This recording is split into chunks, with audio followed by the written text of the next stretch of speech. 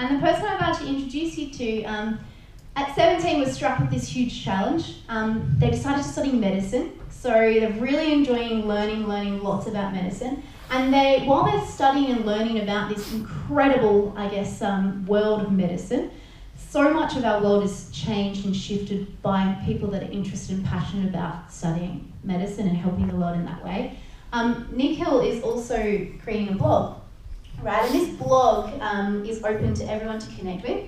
It shares personal journeys and personal stories, and really appreciates how things that we go through on our own can benefit and help others in their own sorts of ways. So for someone that gives so much of themselves to others, when has lots going on at home themselves, can you please give a huge round of applause to Nick Hill ATAR and welcome him? Yep. There you go. All right, thank you. You're welcome. Let me try this thing that you guys are doing before. Ready? 1, 2, 3. Love it. All right, look at you guys.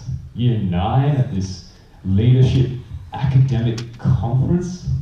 You guys are bloody nerds. Let's see what I was doing in year 9. Look at me, playing rugby, winning state basketball championships. Yeah, that actually happened. And RuneScape. I invented the selfie. That was true. This was in 2008, before any of you guys had ever seen that before, right? And I perfected it that same year, and yeah, just more RuneScape. And yeah, I was not making drugs there. I swear I was studying geo.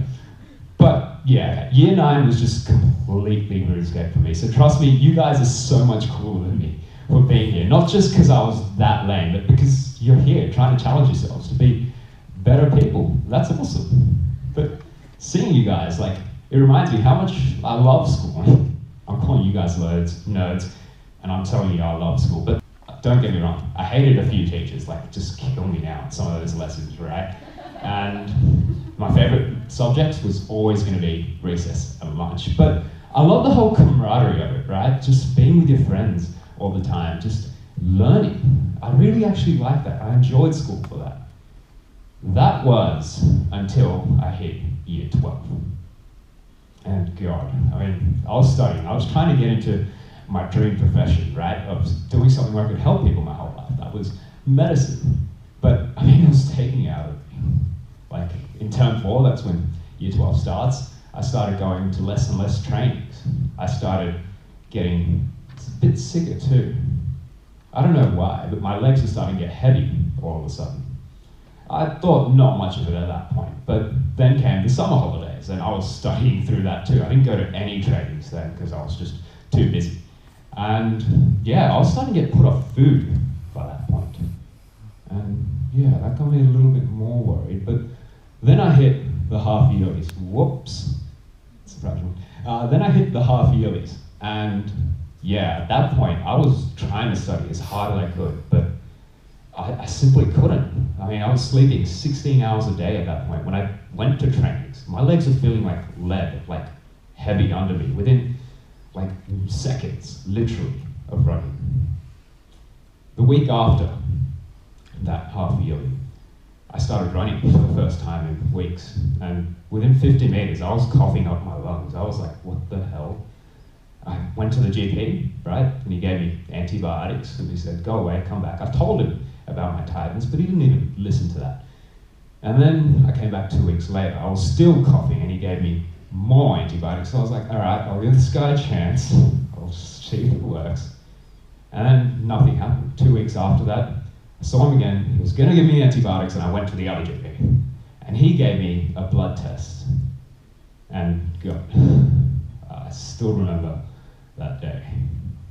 I was sitting in the backyard in my lounge chair, scratching my dog's fur, and the phone.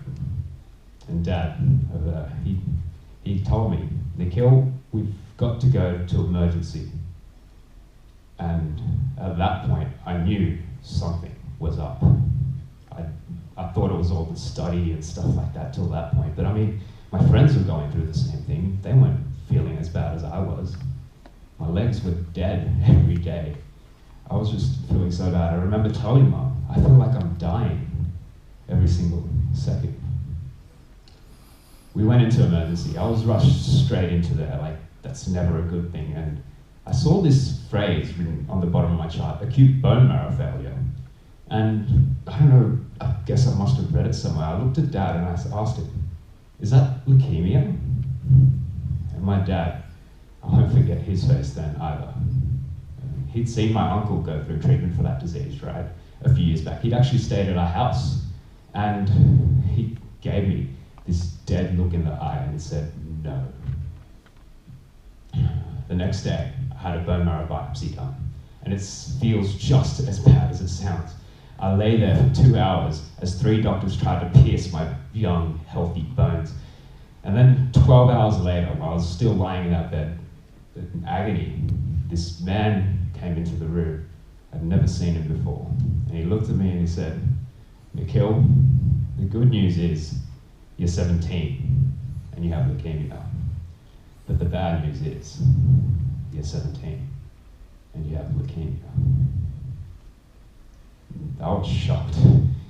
Everything was going through my mind. But the first question that came to my mind was, well, what are my chances? And this time he sighed. He pulled down his glasses and he said, 10 to 20% that you'll live the next 5 years. And then I cried for ages. Everyone around me was telling me, Nikhil, you're strong, Nikhil, don't worry so much, you'll be all right. But I mean, what did they know about what I was going through? I was 17 and I was just told I probably wouldn't live to see 21. I lay there in that bed just crying for ages, and that one question just kept going through my mind. Why me, of all people? What had I done to deserve this? I mean, I hadn't hurt anyone, I didn't do anyone wrong. I was young, fit, healthy, I helped charities out and stuff. Why me? I kept racing on in my mind for ages. And believe me, I wanted to get out of that depression, but I mean, I couldn't see anything to be happy about at that stage. There was only death in my future to me. But then I did this amazing, simple thing.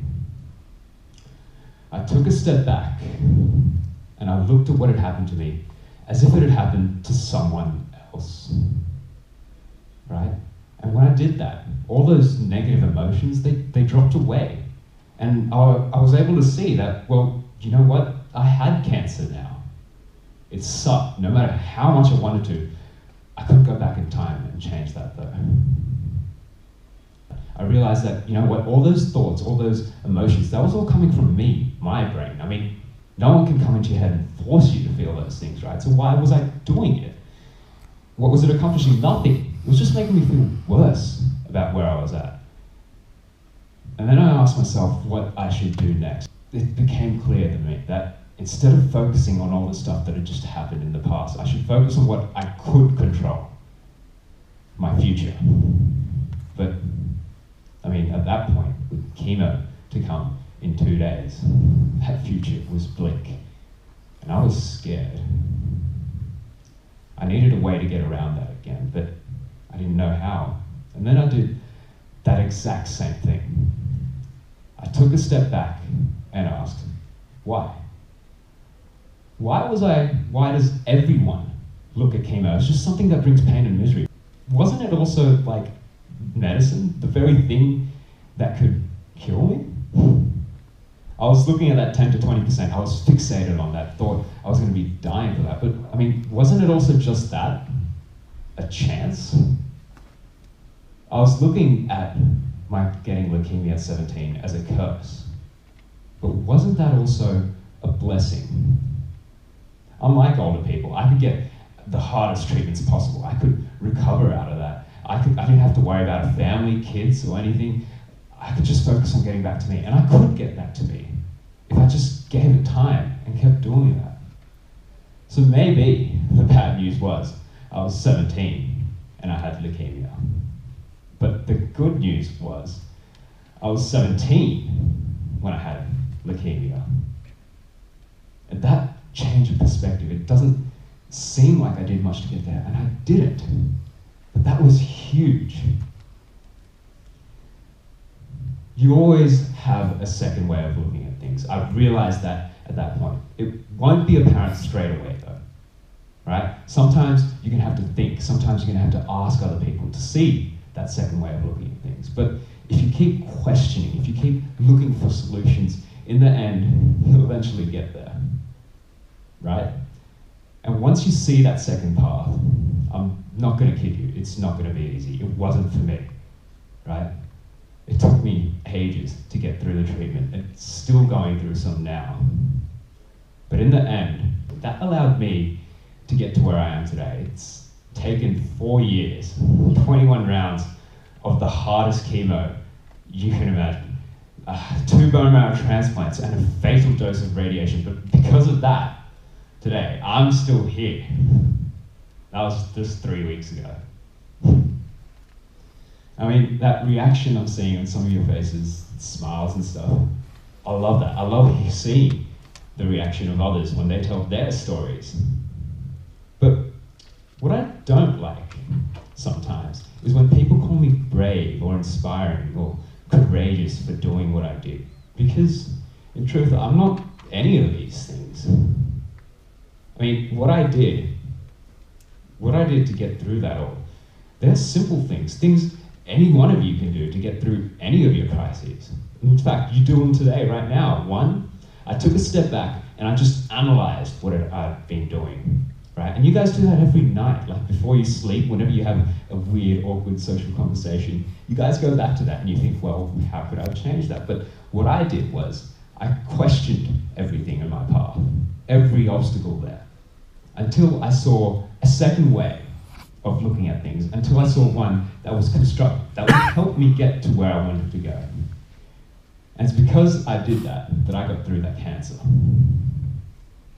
But this thing, it not only can help you get through tragedies, it can help you get through many things in life. It's helped me. I mean, since cancer, it's helped me get through depression, social anxiety, just the loss of other friends to this disease.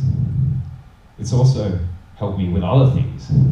It's helped me get into medicine. It's helped me find, research, and present this idea of a medicine that's probably keeping me alive today to my doctors.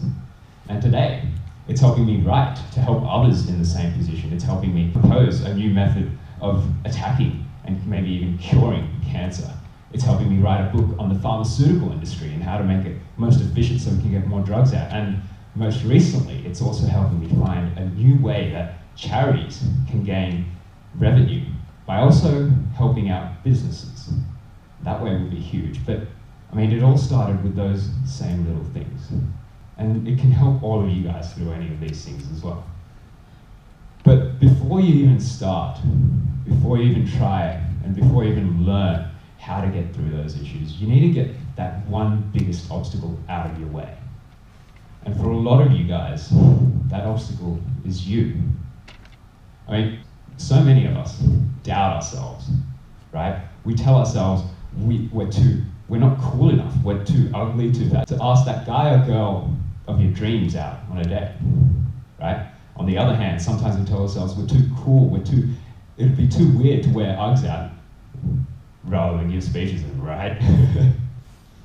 But I mean, so many kids and even so many adults I've heard say these few words. I'm not smart, I'm not good enough to get into my dream course, to get into my dream uni. I just can't do it. And I mean, they end up telling themselves that they can't, and they don't even try to do it. And if you think about it, if you take a step back and look at it, that's just you stopping yourself from being as happy as you can be. Me, I also did that. I mean, this is me before chemo, right? And then I started these treatments called steroids, prednisone, they call it. It's a steroid medication, not the one that makes you huge, right? The one that makes you huge that way. So that was how I looked before cancer. This is how I looked after it. Yeah. Yeah. Oh yeah, chemo makes you better at fishing too, apparently. But, I mean, I was so self-conscious about that. I ended up becoming lonely because of it. I was so worried about what other people were thinking about me. I stopped going out. I stopped exercising, doing the things that could help me. I stopped just being myself and being happy with what I was doing. And I mean, I wasn't even overtly depressed. I wasn't saying, oh, I'm so ugly and things like that to do that. I was using my sickness as an excuse not to do the things I wanted to. Just as you guys may be using excuses to not do what you want to do, or not challenge yourself to be the best you can be. So I took a step back and I thought about why I was feeling so lonely and sad. And when I did that, I realized that I wasn't actually too sick to do a lot of the things I wanted to do. I was using that as an excuse because I was actually feeling scared about what others were thinking about me. But why? I mean, first of all, most people, they're not thinking anything bad of you at all, right? Secondly, even if they were, why was I letting that get to me? Why was I letting what other people think about me stop me from being happy? In the end, when I was doing that, if they actually meant me harm or they didn't like me, that would mean they were winning if I stopped doing what I wanted to. And so by doing that, I started slowly but surely getting more confident with myself. But something that was harder to get over was the self-doubt I had when chemo struck. I mean, to this day, I still worry sometimes about how this thing affects me, because it still does. I worry about whether my brain would get back to normal, and that makes me doubt myself so much.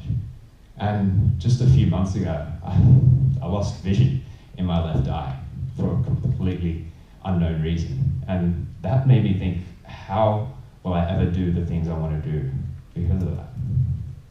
But after a while of that, I realized, well, yeah, I had lost a lot to this, but why was I focusing on that? I couldn't change that. Why not focus instead on what I did have? And I did have so much still. I mean, I could still write and help people. I could still read and research, and I could still think. And you know what? That's all I really needed, right? We tend to focus on all those things we don't have, but we forget what we do. Now, you guys, you young people, what am I saying? I'm young too, right? I'm only 21 right now. I mean, we seem to have nothing on our sides. We don't have money, we don't have power, we don't have a say. But in truth, we have so much, and we're so cool. I mean, we're the most educated generation ever in existence. We're one of the first generations to widely know about depression, racism, sexism, and we care. We're awesome, right? We may not have what our parents have in terms of money and stuff like that right now, but what we do have are things they never did.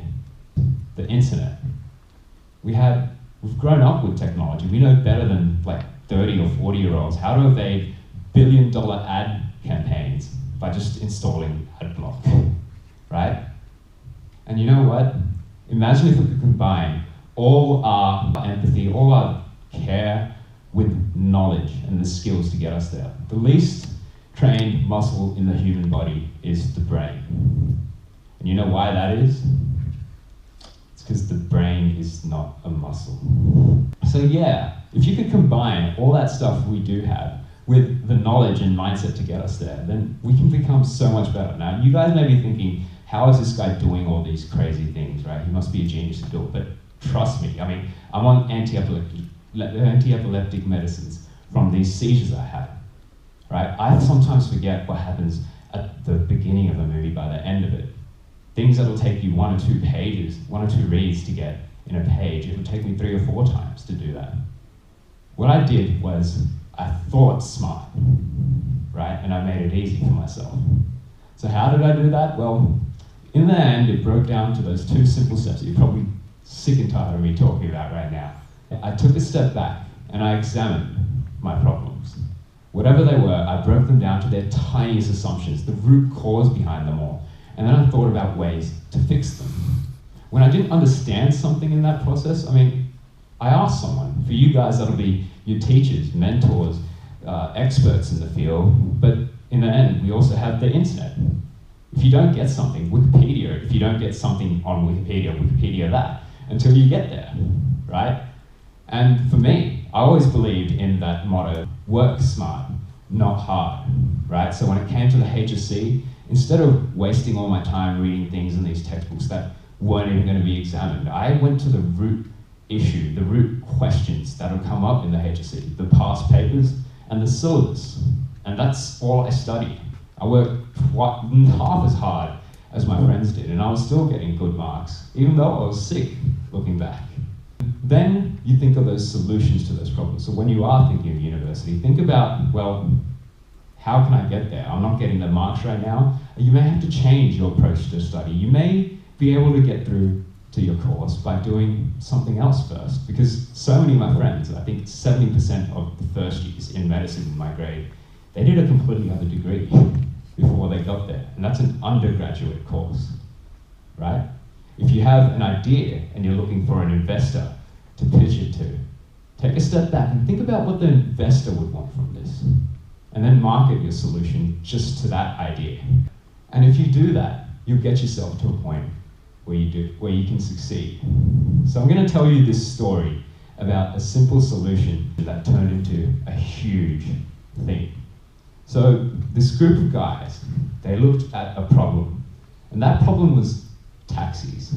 So whenever you need one, they're always 40 or 50 minutes away. There's not enough of them, and the cab companies, they used to charge you whatever they could and provide you whatever driver they had, and they were getting away with it. And so they thought of this simple solution to help them get around that. They created an app that allowed you, anyone with a car pretty much, to become a cabbie. They allowed anyone on the streets to find a cab closest to them at the cheapest price too. And that app, it's called Uber. It was created 2 years ago, and it's worth $40 billion.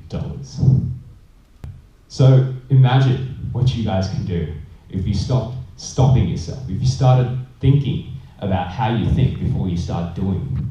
You could do so much with your lives. So when you become billionaires, remember this guy who spoke to you today. So we are looking for those golden questions for Nikhil, and we'll have time for about 5 or so of them. So is there anyone in the room that would like to head off first with the first question? See you then. Ooh.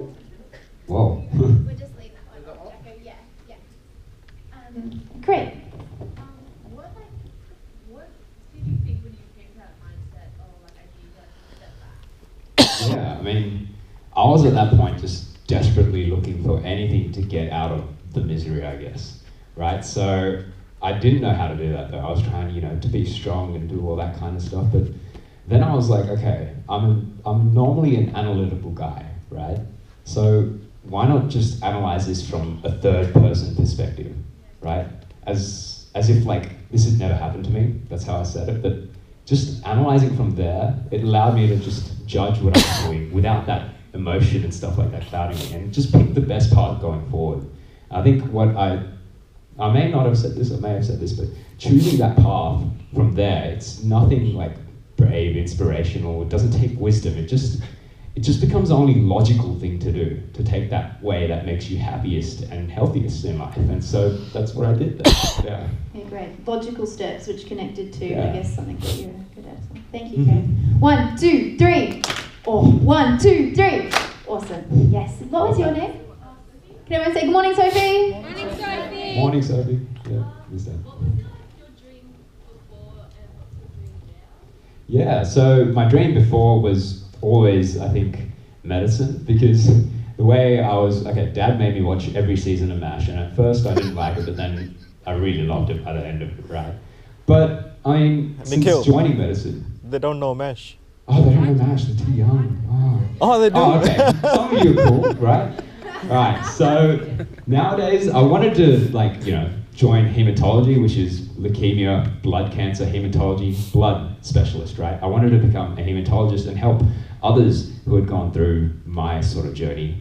I mean, imagine having a doctor who'd been through the same disease you had. How awesome would that be, right? So that's the mentality I had back then. And I still do have that right now, but also I'm thinking more logically about how I could help as many people as possible. And so a lot of that comes to not only the writing that I'm doing, so that blog I write, I mean, lots of patients, but also lots of med students are on that, because I guess they never get that opportunity to see what it's like to be a patient, right? A lot of normal people too, because I write about heaps of stuff, but that's one way I'm doing it. Another way is doing research, right? And I'm researching right now stuff on prostate cancer and that new way of attacking cancer. That's what I'm doing on the side sort of thing. But like the way it's going, like no one's looked at a way to attack all cancers, because the thing is, cancer, everyone says it's just one disease, right? But there's literally, even in one type of cancer, there's gonna be 1,000. Every single person's cancer is different to the next person's. So there's no real method of completely getting all of it other than chemo and radiation right now. But yeah, so thinking about like, you know, ways that we can help the most people possible, that's what I'm really passionate about now. That's like my dream. And that's not just research into cancer and stuff like that, but it's like global health as well, global like inequality, because right now 2.8 billion people around the world live on less than $2 a day.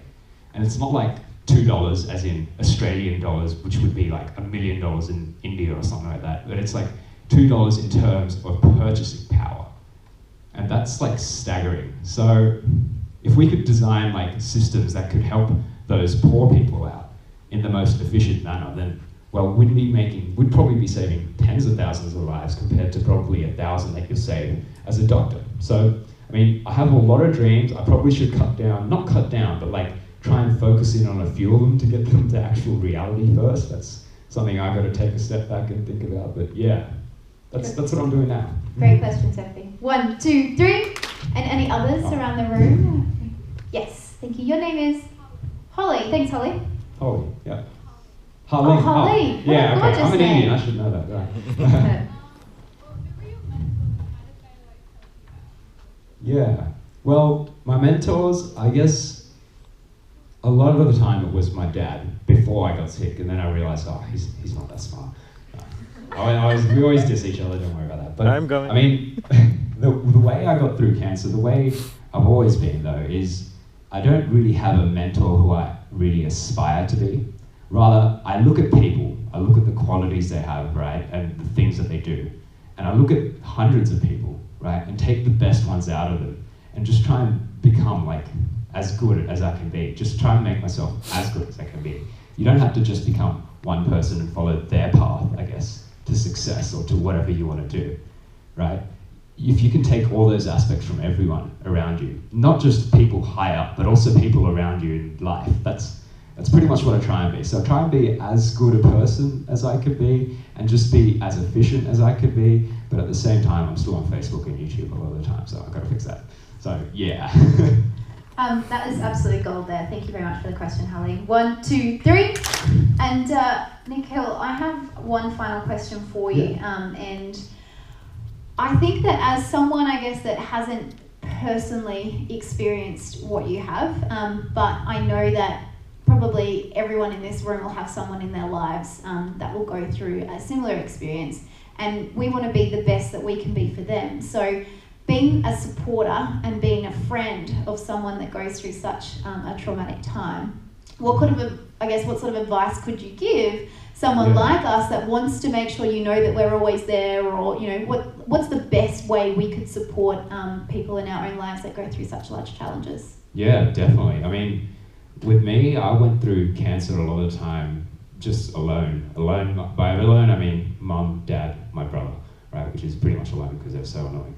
But I wish I had a lot more friends and stuff to talk to. But the thing is, I did through social media, through Facebook and things like that. So whenever people are going through troubles, don't always assume that they're all right. I mean, me, I seem like this guy who can like, you know, get through any challenge and stuff like that, but I go through crap a lot of the time too, right? And I go through a lot of stuff. I've been through depression, suicidal thoughts even, and I mean, people everywhere around you may be going through some sort of issues. And I think one thing my dad always says is just be that bright and cheery person whenever you can be, right? Don't be afraid of what people are thinking about you all the time. Instead, just whenever you're going to say the checkout, right? And this checkout lady's bagging away, she's been there all day, she seems grumpy, just share a joke with her, right? Those little things that brighten up people's day, they can literally change lives. They have changed mine in a way a few times. And that's one thing you can do. I think another thing, your friends, if they are going through stuff, just talk to them. And Facebook makes that easier than ever, I reckon. Facebook, whatever you guys are using, Instagram, I don't know, you kids. Snapchat, yeah, okay. But yeah, just ask them. And I mean, nothing bad comes out of asking if someone's okay and stuff like that. If they have something they want to talk about, they may want to talk about it to you. If they don't want to talk about it to you, then just Google an association or someone who can help them, right? Sometimes, I think one thing I've realized is you can't always help everyone though, right? If you can, focus your attentions to who you can help most, but also remember to take care of yourselves in that same process. As when I lost a few friends I met through the blog, I pretty much associated myself with them, and then I brought myself down. I thought, what else could I do? But at times, there isn't much you can do. So if that does happen, if those tragedies do happen, remember this. First off, I mean, it doesn't have to be a tragedy like that, but it's never your fault for trying, right? But secondly, if you really meant them well, and they really meant you well, in the end, they want you to be happy, right? So that's the best thing you can do for them. Just be as happy as you can to remember them, learn from them. Beautiful.